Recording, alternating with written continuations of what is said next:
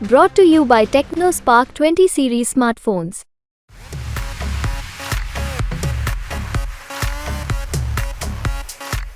अमेठी की धरा पर लड़ रहे हैं।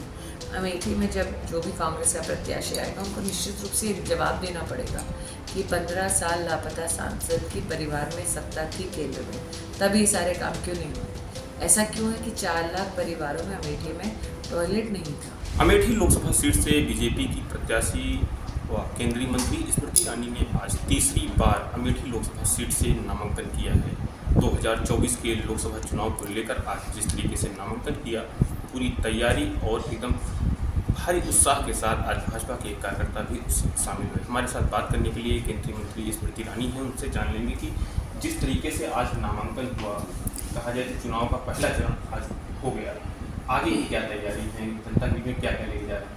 देखिए 5 साल और जिसमें 2 साल कोरोना के रहे, हमारे लिए नरेंद्र मोदी जी के नेतृत्व में हमने 1,14,000 यहाँ घर बनते देखे।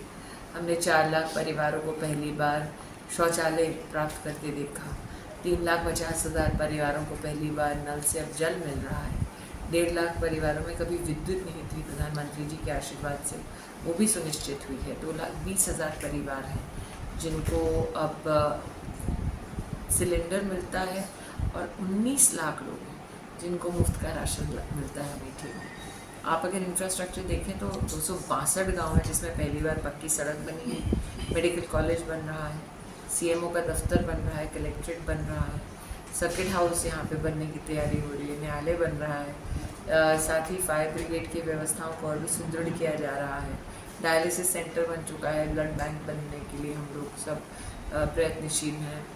ट्रॉमा सेंटर जगदीशपुर में आप देख चुके हैं, पहली बार अमेठी एक्सप्रेस वे से जुड़ा है। तो ऐसे कई पहले जो काम नहीं हुए थे वो हम कर पाए हैं और इसलिए आज आपने वो जो उमड़ी भीड़ है उसने संकेत दिया है कि किस प्रकार से जनता नरेंद्र मोदी के कार्यों को सराहते हुए पुनः भारतीय जनता पार्टी का कमल का फूल खिलाएगी और कमल का बटन ही 20 मई को अमेठी में दबाएगी। जिस तरीके से बहुत से काम को बताया आपने कि ट्रॉमा सेंटर मिला है, मेडिकल कॉलेज मिला, ऐसा कोई एक रोड मैप, ऐसा कोई बड़ा काम जो आपने सोचा हो जीतने के बाद, क्या है प्राथमिकता? इस बार मैंने हर ग्राम पंचायत में जाकर एक ही चर्चा की कि बड़े इंफ्रास्ट्रक्चर के प्रोजेक्ट्स हमने कई यहाँ पर बनाए हैं। सैनिक स्कूल पहले नहीं था, वो बना है। केंद्रीय विद्यालय नहीं था, वो बन चुका है। ग्रामीण अंचल में भी मैं शायद ही उन कम सांसदों में से हूँ जिसने गांव में खड़े होकर नालियाँ भी साफ कराई हैं। तो चाहे नाली का काम हो, खड़ंजे का हो, या किसी धार्मिक स्थल का जीर्णोद्धार हो, या फिर कहीं इंटर कॉलेज बनवाना हो, ग्रामवार ब्लॉकवार कामों को हमने सुनिश्चित किया है।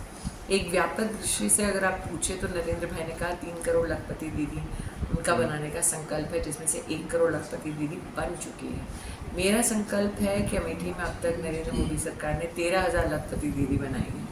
हम आने वाले 5 साल में 50,000 लखपति दीदी अमेठी में बनाएंगे। जी, अमेठी लोकसभा सीट की अगर बात की जाए तो यहाँ पे लगातार चर्चा काफी बात चल रही है, प्रत्याशी कांग्रेस पार्टी की तरफ से कौन होगा, वह को मची हुई है, सिर्फ कयास लगाए जा रहे हैं।